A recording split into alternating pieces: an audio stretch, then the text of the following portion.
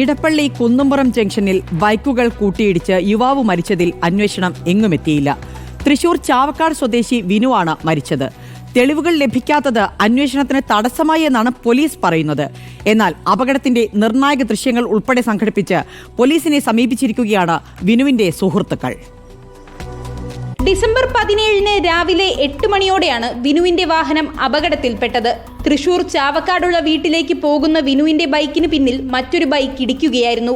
അപകടമുണ്ടാക്കിയ bike നിർത്താതെ പോയി. റോഡിൽ തെറിച്ചു വീണ വിനുവിന്റെ തലയ്ക്ക് ഗുരുതരമായി പരിക്കേറ്റു. ആശുപത്രിയിൽ പ്രവേശിപ്പിച്ചെങ്കിലും ജീവൻ രക്ഷിക്കാൻ കഴിഞ്ഞില്ല. എളമക്കര പോലീസാണ് കേസെടുത്തത്. അപകടത്തിനിടയാക്കിയ വാഹനം കണ്ടെത്താൻ ശ്രമങ്ങൾ തുടങ്ങിയെങ്കിലും അത് ഫലപ്രദമായില്ല എന്നാണ് പോലീസ് പറയുന്നത്. CCTV കേന്ദ്രീകരിച്ച് നടത്തിയ അന്വേഷണത്തിലും പ്രയോജനമുണ്ടായില്ല. നമ്പർ പ്ലേറ്റ് വ്യക്തമാക്കുന്ന ദൃശ്യങ്ങൾ കിട്ടിയില്ല എന്നാണ് പോലീസ് പറയുന്നത്. ഇടപ്പള്ളി ജംഗ്ഷനിൽ പോലീസ് തന്നെ സ്ഥാപിച്ച CCTV ക്യാമറ പ്രവർത്തനരഹിതമാണ്. അന്വേഷണത്തിന്റെ പുരോഗതിയെക്കുറിച്ച് സുഹൃത്തുക്കൾ അന്വേഷിച്ചപ്പോഴാണ് പോലീസ് ഇക്കാര്യം പറയുന്നത്. തുടർന്ന് ദൃശ്യങ്ങൾ സംഘടിപ്പിക്കാനുള്ള ദൗത്യം അവർ ഏറ്റെടുക്കുകയായിരുന്നു. വാഹനം അന്വേഷിച്ച് കണ്ടുപിടിച്ച് കൊടുത്തിട്ടുണ്ടായിരുന്നു. പക്ഷേ തുടർ അന്വേഷണം ഒന്നും ആയിട്ടില്ല.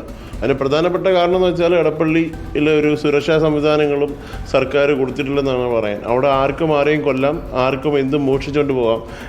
എന്താണെന്ന് കണ്ടുപിടിക്കാൻ പോലീസിനോ ഒരു സംവിധാനത്തിനും പറ്റത്തില്ല. ITMS പോലുള്ള ക്യാമറകൾ അവിടെ സ്ഥാപിച്ചിട്ടുണ്ട്. അത് ലൈവ് മാത്രമേ ഉള്ളൂ. പണി നടക്കുമ്പോഴാണ് അവിടെ അപകടങ്ങൾക്ക് സാധ്യത കൂടുന്നത്.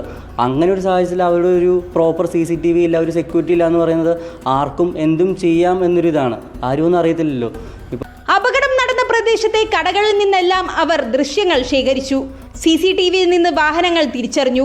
നമ്പർ വ്യക്തമാകുന്ന ദൃശ്യങ്ങളും ലഭിച്ചു. ദൃശ്യങ്ങൾ സഹിതം തെളിവുകൾ പോലീസിന് കൈമാറി.